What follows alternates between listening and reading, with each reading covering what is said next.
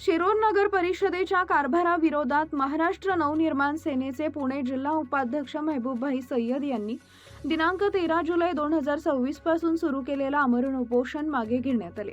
शिरूर नगर परिषदेकडे वारंवार तक्रारी करूनही अनेक नागरी प्रश्न प्रलंबित, नागरिकांना मूलभूत सुविधा मिळत नाहीयेत। संबंधित अधिकाऱ्यांकडून समाधानकारक प्रतिसाद मिळत नसल्यानं मनसेचे जिल्हा उपाध्यक्ष महबूब सय्यद यांनी आमरण उपोषण सुरू केलं होतं।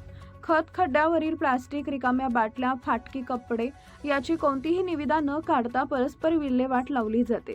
सार्वजनिक मालमत्तेची परस्पर विल्हेवाट लावली म्हणून ठेकेदारावर गुन्हा दाखल करणे, नगर परिषद सफाई कामगारांना श्रम साफल्य योजनेतून तात्काळ घरं मिळावी, गौण खनिज उत्खनन प्रकरणी ठेकेदाराकडून दंड वसूल करावा, किमान वेतन कायद्याची अंमलबजावणी न करणाऱ्या ठेकेदारावर गुन्हा दाखल करून त्यांना काळ्या यादीत टाकणे या मागण्यांसंदर्भात महाराष्ट्र नवनिर्माण सेनेचे पुणे जिल्हा उपाध्यक्ष महबूबभाई सय्यद यांनी उपोषण सुरू केले होते।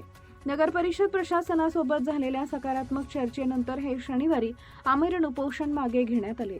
महेश चौबे, सहाय्यक आयुक्त, राज्यमंत्री दर्जाचे राज्य किमान वेतन सल्लागार मंडळचे अध्यक्ष गणेश ताटे, मुख्याधिकारी प्रीतम पाटील, उपनगराध्यक्ष मितेश गादिया, अनिल बांडे, रवींद्र सानप, आदित्य मेड, रवी लेंडे यांच्या उपस्थितीत आमरण उपोषण मागे घेण्यात आले।